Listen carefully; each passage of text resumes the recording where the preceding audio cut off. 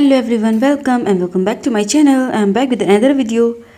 मेरा आज टेस्ट है, 2 टेस्ट है मेरा आज। एम्बिशन पे भी है, प्लस मैंने जो इंक्वायरी की थी टेस्ट वगैरह की, तो मैंने योर लॉर्डशिप ज्वाइन किया हुआ है। मेरा टेस्ट वहाँ पे है। मुझे आंटी ने सुबह सुबह नाश्ता दे दिया, तो आई वॉज सो हैप्पी, क्योंकि मेरे पास टाइम नहीं था कि मैं बना के जाऊँ। 2 टेस्ट था, तो थोड़ा पढ़ भी रही थी, रिवाइज़ भी कर रही थी। यार आंटी, मतलब मैं क्या बताऊँ, इतना रिस्पॉन्सिबल, मतलब मुझे इतना सालों में ऐसे मकान मालिक कहीं नहीं मिले, और मुझे फील भी नहीं हुआ कभी कि हाँ मैं अपने घर पे नहीं हूँ। पूरी ठंडी बीत जाती है, गर्मी बीत गई, मतलब महसूस ही नहीं हुआ मैं घर पे नहीं हूँ। मतलब एक अपने बच्चे की तरह वो ट्रीट करती, कभी ऐसा मुझे फील ही नहीं हुआ कि मैं एज अ टेनेंट उनके यहाँ रह रही हूँ। जैसे अपने बच्चे को लोग ट्रीट करते हैं, सुबह नाश्ता, शाम को खाना, क्या कर रही है, तबीयत ख़राब है, सब कुछ मतलब बहुत ज़्यादा ध्यान रखती हैं वो। मेरे टेस्ट और एग्ज़ाम वगैरह जिस दिन रहता है, उस दिन तो और ज़्यादा ध्यान रखती हैं वो, कि बस ये पढ़ाई करे और उसके अलावा उसका टाइम मतलब ना भी। एक्चुअली 2 टेस्ट है, एक एम्बिशन का है, जो एम्बिशन का पूरा एमपी का जो टेस्ट सीरीज चल रहा है, एमपी के पैटर्न पे वो चल रहा है। और जो अलग से मैंने full test series pre and mains का जो मैंने योर लॉर्डशिप का ज्वाइन किया है, वो अलग चल रहा है मेरा। तो जो एम्बिशन का वो सैटरडे संडे है, और लॉर्डशिप का ओनली सैटरडे। तो एम्बिशन का मतलब दोपहर में है, और योर लॉर्डशिप का मॉर्निंग में ही है। तो मैं पहुंची पेपर देने के लिए। एक्चुअली मुझे ये मेरा ये लॉर्डशिप पे पहला टेस्ट है, तो मुझे पता नहीं कैसा होगा, फिर पेपर का पैटर्न कैसा वो लोग बनाएंगे, क्योंकि मैंने ऑल स्टेट का ऐसे मैंने प्रैक्टिस के लिए लिया हुआ है। तो मैंने टेस्ट दिया। टेस्ट का मेरा था सीपीसी। ये लॉर्डशिप पे जो टेस्ट था वो था CPC, limitation, English Hindi, plus उन्होंने जीके और करंट अफेयर्स भी मिक्स कर रखा था। फिर मैं वो टेस्ट देने के बाद निकली। उसके बाद मैंने खाया लिट्टी चोखा, क्योंकि दोपहर में भूख भी लग गई थी। फिर मैं पहुंची एम्बिशन, क्योंकि वहाँ पे 2 बजे से टेस्ट था, 2 से 4 का एमपी वाला जो टेस्ट था। मैं वहाँ पे 1 बजे मेरा टेस्ट खत्म हुआ, तो मैं जल्दी पहुँच गई थी। फिर 1 घंटे ये पूरा एरिया है, रेस्ट रूम बोलो या फिर क्लास के बगल में ही है, जहाँ पे बुक्स वगैरह अवेलेबल होती हैं। तो ये एक हॉल टाइप है। 1 घंटे मेरे पास पूरा बचा था, और बच्चे भी नहीं आए थे, मैं अकेले बैठी हुई थी। तो फिर वहाँ पे जो भैया हैं, उन्होंने बोला कि आप वहाँ जाके बैठ जाओ।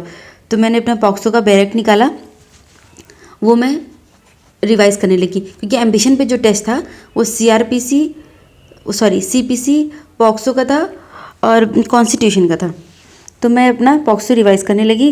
कोई आया भी नहीं था, बहुत कम बच्चे थे, क्योंकि डीजेस का पेपर भी था। उसके बाद मैं पेपर देखिए निकली। पेपर अच्छा था, मतलब उन्होंने पूरा करंट अफेयर्स मतलब जितने एक्सपेक्टेड क्वेश्चंस होते हैं सभी मैक्सिमम इंक्लूड किए थे। एमपी का पेपर तो ऑनलाइन होता है, लेकिन मैं इसलिए आई थी टेस्ट देने कि पेपर मिल जाएगा तो पेपर की एक प्रैक्टिस हो जाएगी, और एक पेपर मिल जाएगा तो क्वेश्चन का भी पता चल जाएगा कि करंट अफेयर्स में क्या क्या इंपॉर्टेंट है, जो मुझे ध्यान देना चाहिए। ये बहुत अच्छा लिखा हुआ था, तो मैंने 1 मिनट के लिए रिकॉर्ड कर लिया इसको।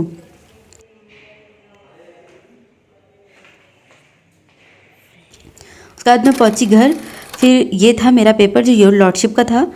150 क्वेश्चंस दोनों के थे। योर लॉर्डशिप का पेपर ऑल स्टेट जुडिशरी को दिमाग में रखते हुए पेपर का पैटर्न बनाया हुआ था, और जो एम्बिशन का था वो तो एमपी का ही था, जो अभी चल रहा है वो प्रैक्टिस करवा रहे हैं। दोनों का 150 क्वेश्चन ही था। उसके बाद मैंने जो मतलब कुछ सारे पोर्शंस मैंने नहीं किए थे, जो मुझे नहीं आ रहा था। करंट अफेयर्स के कुछ क्वेश्चंस थे, और कुछ करंट केस लॉज थे रिसेंट, जो बहुत इंपॉर्टेंट थे। मतलब आईपीसी से भी कुछ थे, सीआरपीसी से भी कुछ थे, प्लस पॉक्सो वगैरह का जो रिसेंट केस है वो सब लगभग इंक्लूड था।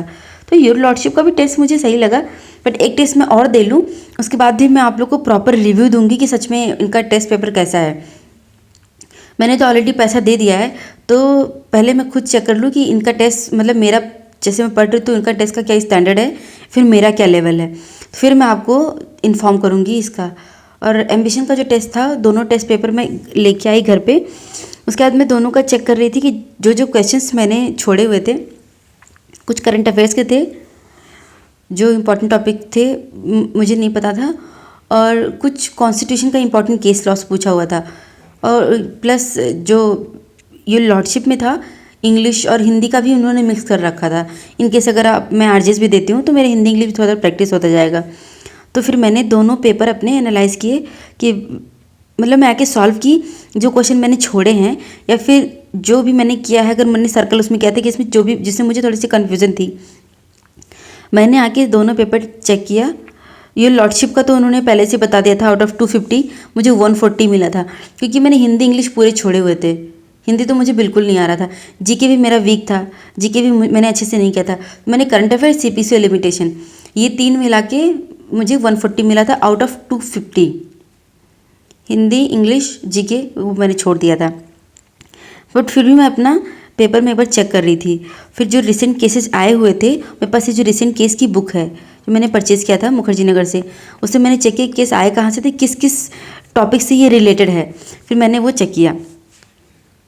उसके बाद मुझे करंट अफेयर्स रिवाइज़ करना था, क्योंकि मैं सुबह चली गई थी जल्दी से, तो मैंने करंट अफेयर्स रिवाइज़ नहीं किया था। तो फिर से मैं इसको रिवाइज़ कर, जो मैंने 1-2 दिन पिछले हफ्ते का पढ़ा हुआ था, या फिर आज जो मैं मॉर्निंग में पढ़ के गई थी, वो फिर मैंने करंट अफेयर्स रिवाइज़ किया। I hope guys you like my video, and regarding text series I will clear all your doubts and I will give you proper information. So if you like my video, so do like, comment, share and subscribe to my channel, and you can comment your query in the comment box. I will try to solve it. Bye bye.